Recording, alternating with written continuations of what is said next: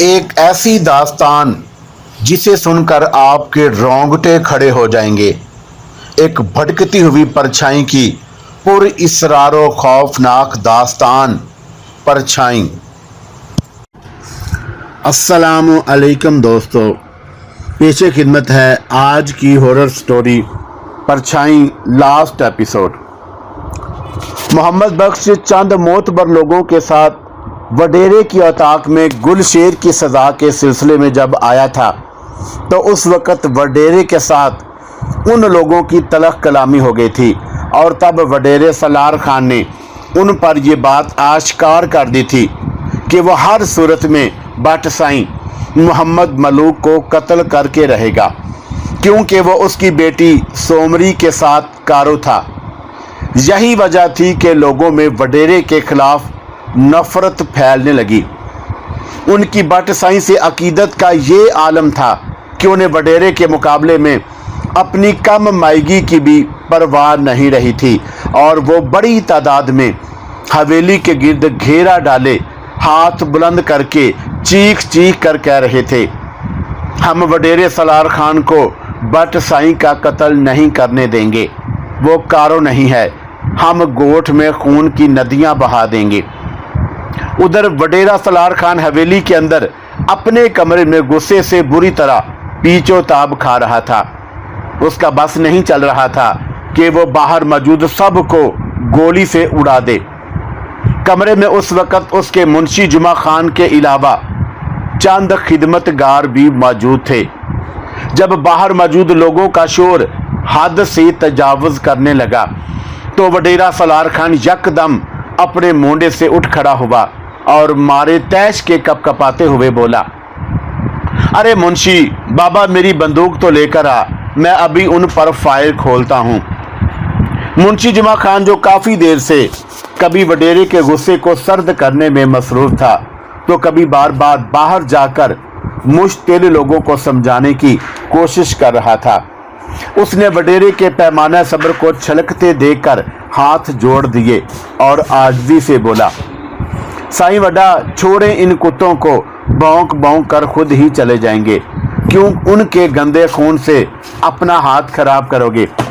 تب کہیں جا کر وڈیرے کی انا کو تسکین ملی اور وہ گراہٹ سے مشابہ آواز خارج کر کے دوبارہ مونڈے پر بیٹھ گیا۔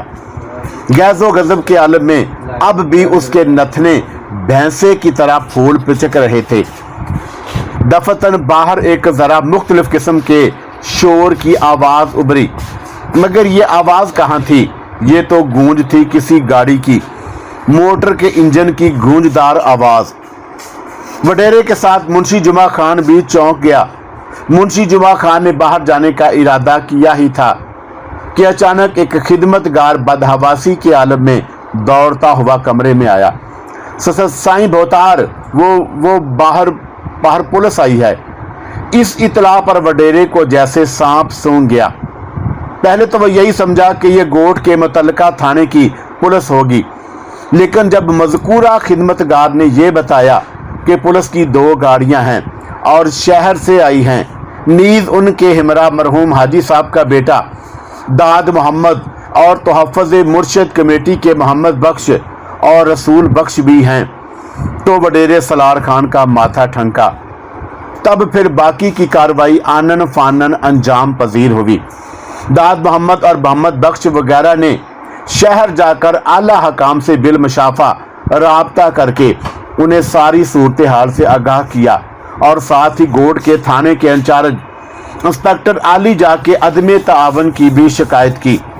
پھر حاری میر محمد کے قتل کے چشمدید گواہ علی احمد جو ان کے ہمراہ تھا کا بھی پولیس ہیڈ کوارٹر میں بیان لیا گیا، اور حاجی صاحب کے قاتلوں کے بارے میں بھی محمد بخش نے بتایا کہ وہ وڈیرے کے ہی آدمی ہیں جنہیں وہ پہچانتا ہے، نیز ان پر حملہ کرنے والوں کا تعلق بھی وڈیرے کے حواریوں سے تھا، جن میں سے 2 افراد کو یہ لوگ قابو کر کے اپنے ساتھ ہی شہر پولیس ہیڈ کوارٹر لے آئے تھے۔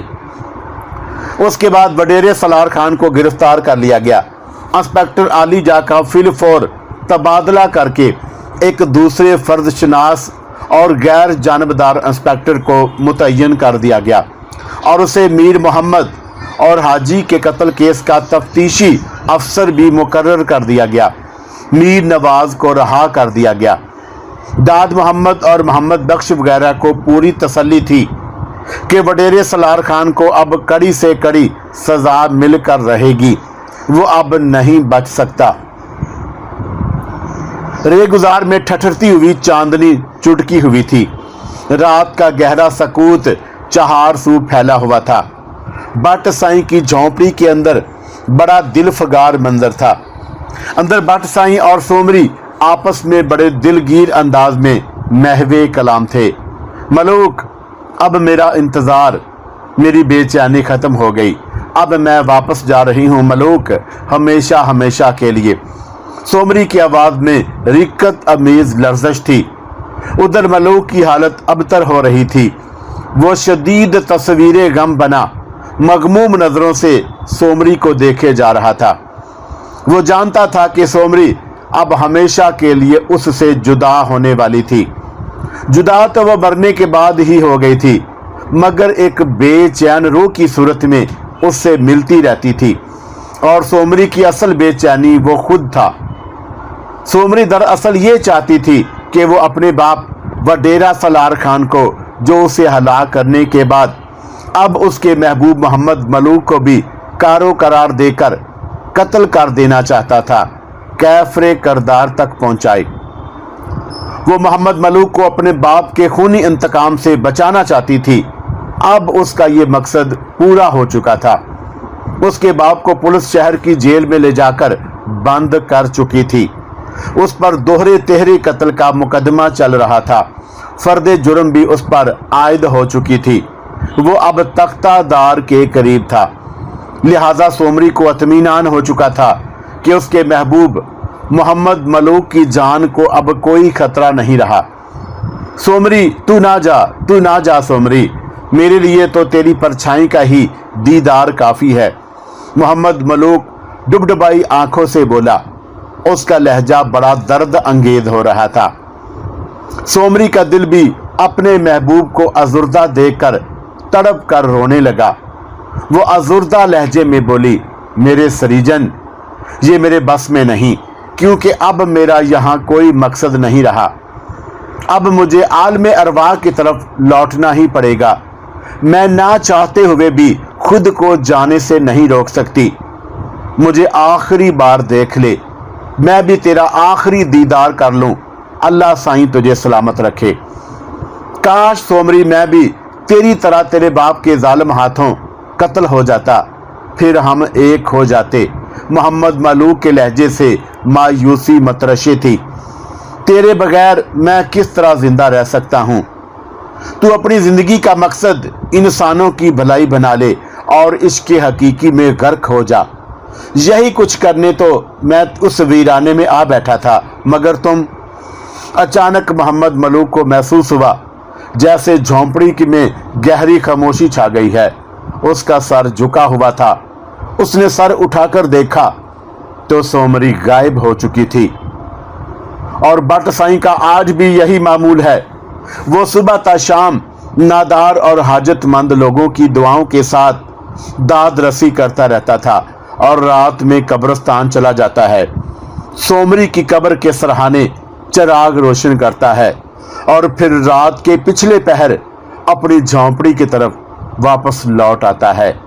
اللہ حافظ میرے دوستو، اللہ حافظ۔